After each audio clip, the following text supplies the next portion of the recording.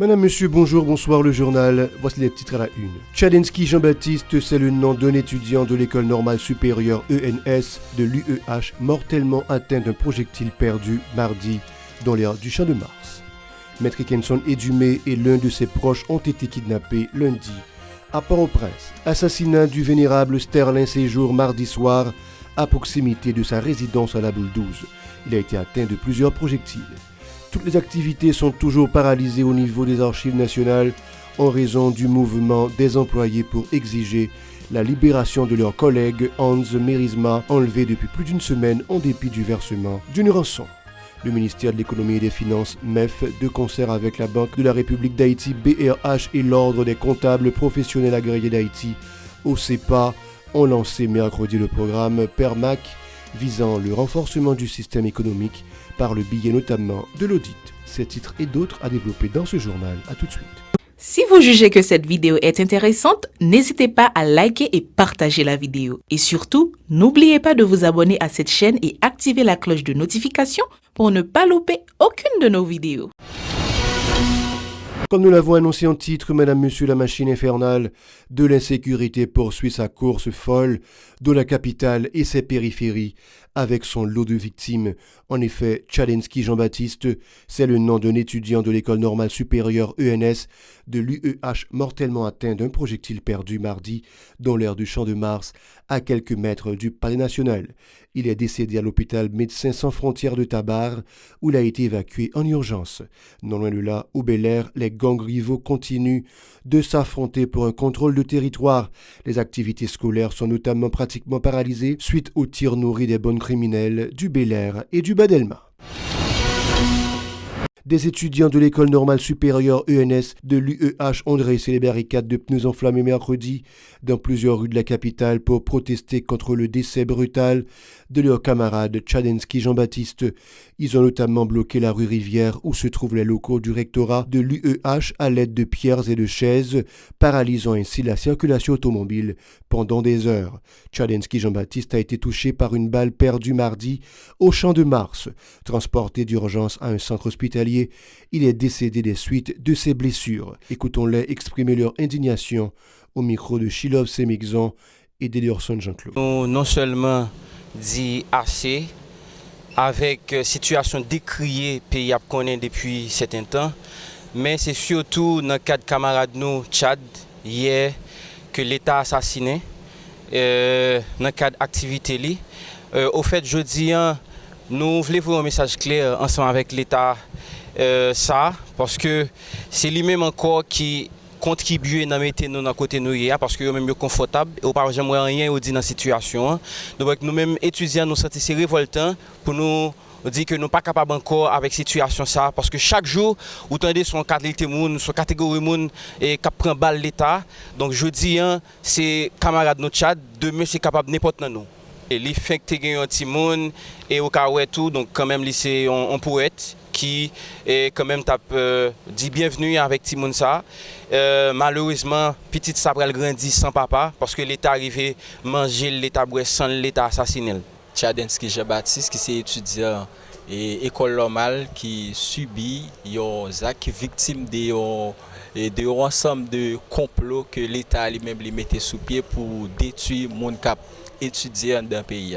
Donc nous-mêmes en de l'université, nous-mêmes particulièrement en de l'IRA, Zach Sali indigné nous. Après nous faisons une perte de camarades le 2 octobre 2020, hier qui 21 mars 2023 encore, même moun sa arrivé assassiné camarade de Tchadensky Jean-Baptiste qui est en 3e année, lettre moderne de l'école normale supérieure. Et maintenant ça a poussé nous pour que nous continuions avec mobilisation pour que nous continuions à réclamer justice en réparation pour camarade Tchadensky. Nous là maintenant pour nous continuer à dénoncer non seulement ça que qui fait sous camarade Tchadensky, mais tout le monde a massacré chaque jour. Nous tout le monde va regarder projet là moi qui vient sur nous. Tout le monde va mourir. Mais faut qu'on fasse bagaille. Les protestataires en ont profité pour exhorter les autorités à prendre des mesures drastiques en vue de mettre les gangs criminels hors d'état de nuire. Ils réclament en outre justice pour leurs camarades, indiquant qu'il s'agit d'un crime de plus qui ne doit pas rester impuni. Plus loin, ils appellent les citoyens à sortir de leur léthargie et à faire pression sur l'équipe au pouvoir pour restaurer la paix et la sécurité sur tout le territoire national. Ils sont toujours au micro de Chilov Semigzon et d'Ederson Jean-Claude. Justement ça, c'est dans le cadre pour nous porter solidarité avec camarades nous parce que camarades nous c'est un monde, lundi un monde c'est un monde qui est toujours présent, qui est toujours actif dans l'université et puis qui est toujours prêt pour le bataille. Donc du coup, automatiquement lui-même il gagne un incident comme ça qui arrive malheureusement, nous-mêmes nous prêts pour nous porter solidarité nous ensemble avec lui parce que ça blesse nous juste dans zo. Et nous-mêmes jeudi en tant qu'étudiants, nous après responsabilité par nous dans l'idée pour nous capables de une réponse avec l'État. Moi je pense que nous-mêmes nous impliqués nous dans tout type de revendication masse la portée. Nous devons prendre la rue, nous devons poser l'autre problème qui a passé dans le pays. Nous-mêmes, d'une manière ou d'une autre, nous avons responsabilité par nous pour nous faire connaître que l'État, nous tous pas mourir, nous tous pas quitter le pays et nous-mêmes nous avons responsabilité. Nous avons tout envoyé un message clair, by Fritz des hommes, by tout l'autre acolyte qui sont dans l'université, qui veut prendre l'université en otage pour que nous disions, l'université n'a pas fermé et l'université n'a pas dû fermer pour crise. L'université c'est un espace que nous devons réfléchir sur le problème, mais nous ne pouvons pas courir pour le problème. C'est ça que nous dit, nous là, l'université n'a pas droit fermer. Nous venons là chaque jour, nous discuter et pour nous garder comment nous pouvons sortir ça nous là. Et ce n'est pas fermé qu'il y a une solution. Concernant toujours l'insécurité, toutes les activités sont toujours paralysées au niveau des archives nationales en raison du mouvement des employés pour exiger la libération de leur collègue Hans Merisma, enlevé depuis plus d'une semaine en dépit du versement d'une rançon. Pour la 3e journée consécutive, les protestataires ont érigé mercredi des barricades de pneus enflammés sur la chaussée.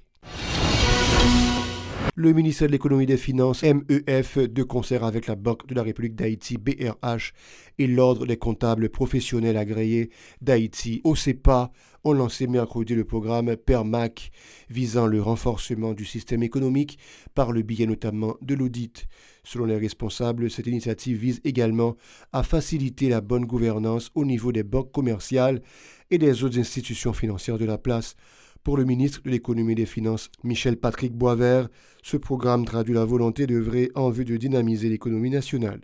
Écoutons ces propos recueillis par Aubert Charles et Joseph-Philippe François. Né d'un protocole d'accord entre la Banque de la République d'Haïti, le ministère de l'économie et des finances et l'Ordre des comptables professionnels agréés d'Haïti, dont la signature officielle est le prétexte qui nous réunit toutes et tous ici ce matin, le PERMAC est destiné à projeter avec une toute nouvelle intensité, tant sur notre système financier qu'au niveau des grandes entreprises haïtiennes, les lumières d'une transparence financière qui, à travers le prisme des normes internationales, se doit de s'harmoniser chaque jour davantage avec les modèles d'information comptable qui ont cours aujourd'hui sur les grands marchés internationaux.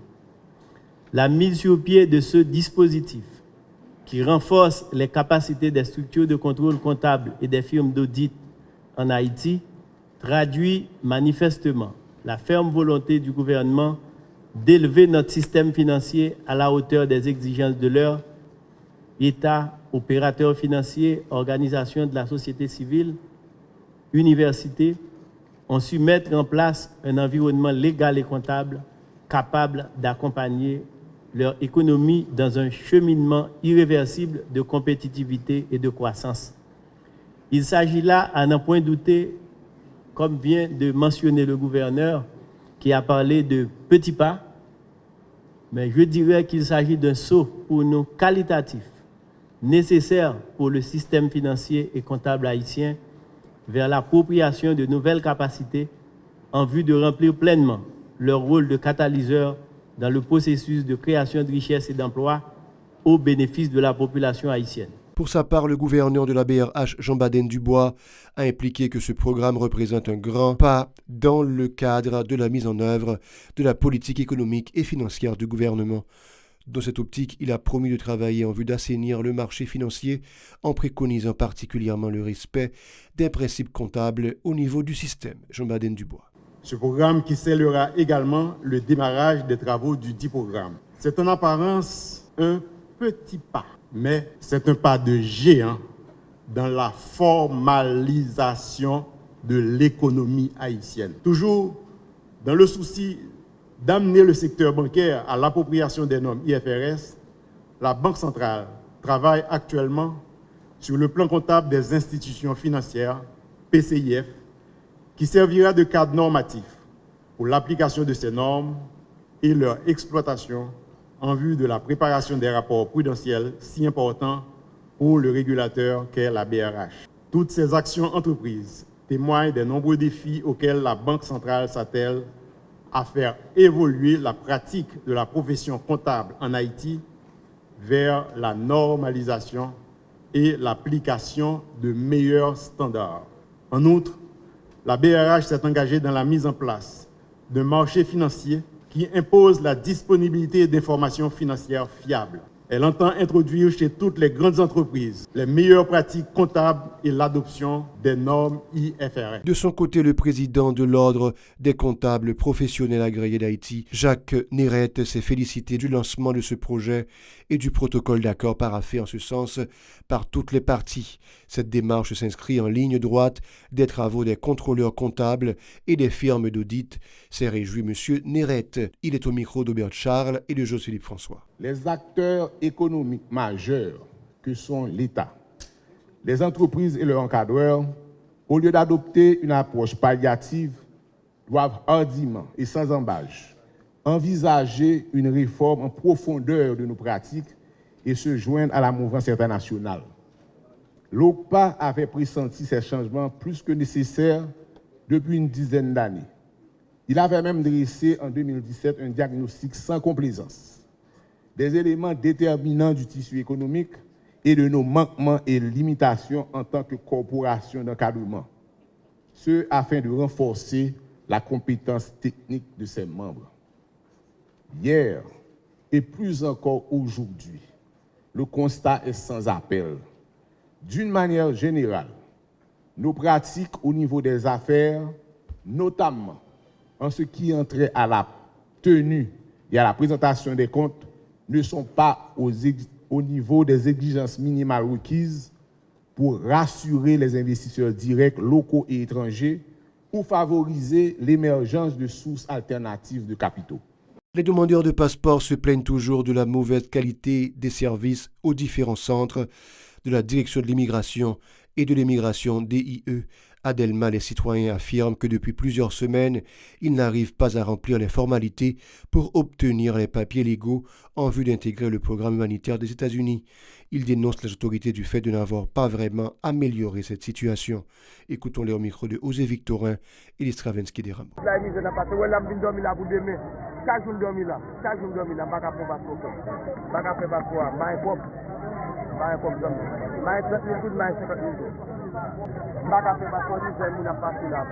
Ici, avant, il y a une facilité là-dedans. Et comme vous dites, tout le temps, il y a un comme vous validez. Mais de vous validez comme vous pas validez. Et comme vous validez. Aïe, il y a fait pour toi depuis qu'on boit, depuis 2012, venu au caca. Pour qu'on caca, on 5 000 goudons, 7 000 goudons. Caca, vous, c'est pas ça, vous ne pouvez pas prendre un. 2 mois, je vais dormir là, mais ça gâte côté mon abdomen. Ça, mon soeur est là au dormir. Attends, nous ne pouvons pas faire l'État et même avec eux. Et l'État a fait. Et l'État a fait. C'est pas mon Dieu qui a fait. Et l'État a fait 50 000 là. Et il a fait. Et là, nous avons fait. Nous ne pouvons pas bloquer pour commencer. Si c'est pas pourquoi de l'embagage, il y a pas de ça. Et comme vous dites, de vous dire comme si c'est pas la poussée. Mais je me la gomme, je me bats dans la semaine pour $1 000 américains. Depuis nous, il fait signal tombé sur nous, depuis 2012, signal tombé sur nous, 2 mois là, et m'a postulé vers CV. Moi, je suis signal tombé sur nous, et c'est ce qui est participé pour me mettre dans le bas 7 000 gouttes. Il y a qu'on est qui, ensemble avec nous, dans le bas 7 000 gouttes, il va faire signal là tombé sur nous. Ce 22 mars ramène la commémoration de la Journée mondiale de l'eau. Comme on le sait, de nombreux endroits, notamment au niveau de la région métropolitaine de Port-au-Prince, sont pratiquement en proie à une crise d'eau. Une situation dénoncée par les citoyens, soulignant que l'eau, c'est un élément vital. Ils affirment qu'ils arrivent difficilement à se procurer le précieux sésame, indiquant qu'un seau de capacité réduite s'obtient jusqu'à 60 gourdes. Écoutons-les au micro de Yaspin Sanon et l'Istravensky des Rameaux. Nous avons un boudon, la luche. C'est difficile cette semaine. Nous avons 2 à 3 semaines, nous avons passé. L'abattement, nous ne pouvons pas passer. C'est très loin de nous déplacer dans très loin de l'eau. Et même l'État venu tout, Déclaration une temps et demi. Mais nous avons passé, doit pas comme ça. Nous doit pas comme ça. Bon, ces jours nous allons laisser font paraître. Et puis pour bien madame, si c'est ça, nous va ici au tape dans courant, peut-être dans problème d'eau. C'est pas mon responsable autorité qui concerne dans le domaine de loi. Il faut regarder pour qui difficulté gain, qui problème gain, sans que de loi bloqué. Pour nous. Normalement, ça me passe bon. L'eau c'est un élément qui est essentiel comme son bail qui pour être dans rien, c'est pas un de mes amis. Comme c'est parce que tout est bloqué. Même dans l'argent. On va pas faire. Donc normalement, l'autorité au fort lever pied, faut regarder pour qu'il y ait bon problème là. Parce que de loi pas bon pour nous-mêmes, nous souffrir. Voilà, c'est la fin. L'actualité ne s'arrête pas sur la 54. Restez avec nous.